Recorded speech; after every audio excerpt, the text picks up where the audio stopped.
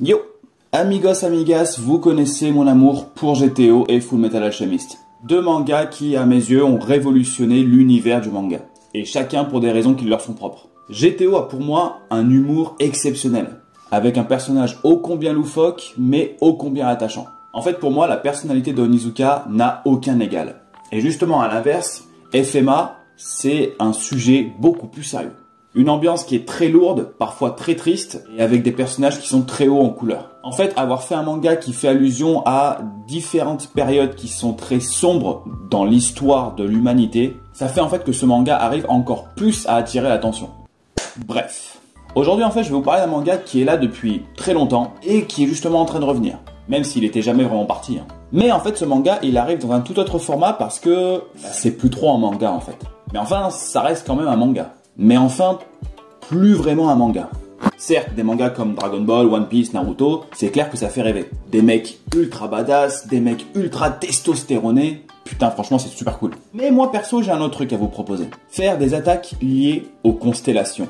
Posséder une armure d'or, ou dans le pire des cas, une armure de bronze, qui, elle, sera liée à votre signe astrologique. Devenir puissant en vous entraînant, et même devenir puissant en méditant. Et il faut avouer quand même, c'est pas dégueulasse ça aussi, hein. Et bah tout ça, dans l'univers de ce manga, c'est possible. Découvrir une toute nouvelle facette de ce manga dans un tout nouveau format. Je pense que vous avez tous reconnu Saint Seiya.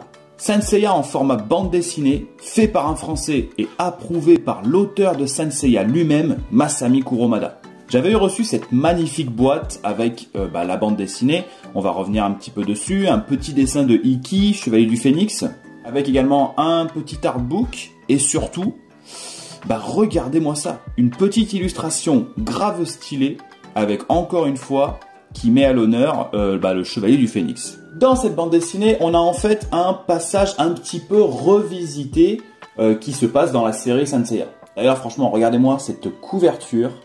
Elle est juste magnifique. Comme je l'ai dit, on va revisiter en fait un passage qui était assez fort dans Saint Seiya, tout en apportant une certaine cohérence en fait au manga et donc à la série. On va en fait revisiter l'histoire sans la changer, en apportant des lieux différents et surtout des tout nouveaux personnages. Cette bande dessinée, elle a des dessins de très haute qualité, les voir en couleur, c'est vrai que ça joue beaucoup, et puis surtout le scénario a été très bien pensé afin d'amener une nouvelle trame à la série. Et surtout, ce nouveau format est transportable de partout. Tiens, regardez par exemple, qu'on soit dans son lit, en train de faire du sport, qu'on soit aux toilettes ou même dans sa douche. On peut l'amener absolument de partout avec soi. Si vous vous tâtez un petit peu à l'acheter, honnêtement, je sais pas ce qu'il vous faut de plus. Bon, et là, évidemment, vous pouvez vous demander si j'ai jamais lu Saint Seiya, est-ce que je peux commencer avec cette BD? Bon, alors, je vais être honnête, connaître la série Saint Seiya et connaître les personnages, ça sera un grand plus. Puisque en fait, si vous connaissez la série de base, que ce soit l'anime ou que ce soit le manga, vous arriverez un petit peu à vous situer en fait dans l'histoire. Et disons que ça permettra une meilleure immersion.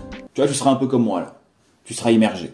Ceci étant dit, oui, vous pouvez lire cette nouvelle BD sans forcément connaître la série de base. Juste soyez en passant, lisez Saint Seiya, hein, c'est vraiment trop cool. La qualité des dessins, des attaques et surtout les nouveaux personnages sont super bien réalisés. Saint Seiya, l'essayer c'est l'adopter. À savoir que oui, du coup, il y aura 5 tomes. Ceci, c'est le premier tome. Ce que j'aime, c'est qu'ils ont réussi à redessiner en fait les personnages du manga en restant fidèles à l'adaptation, mais tout en ajoutant un côté un peu plus puissant en fait au chevalier. Je pense surtout à Ikki. Franchement, c'est une grande réussite.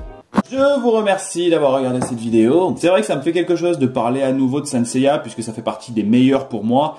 Et puis surtout les personnages qui ont un background qui est très sombre, très difficile, très douloureux, rempli de haine.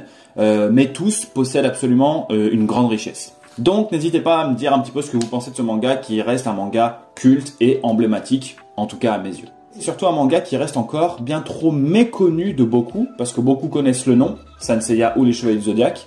Mais combien l'ont lu ou combien l'ont vu, je pense qu'il y en a malheureusement de moins en moins, et c'est d'ailleurs bien dommage. Quand on voit ce que sont devenues certaines séries emblématiques comme Dragon Ball avec Dragon Ball Super, je me dis que Dragon Ball Super c'est ici, quand Saint Seiya c'est ici, vous voyez. Et sachez-le, il y a des pays où Saint Seiya ça cartonne toujours autant, en Espagne, dans les pays d'Amérique du Sud, c'est limite le manga qui détrône encore Dragon Ball alors qu'il est. Donc mec, si la vidéo t'a plu, laisse déjà un petit pouce bleu. Et si tu n'es pas encore abonné à cette chaîne YouTube, tu peux déjà t'abonner. Également, tu peux me suivre sur les réseaux sociaux, Instagram. Ça soutient la chaîne, c'est rapide et c'est quand même vachement cool.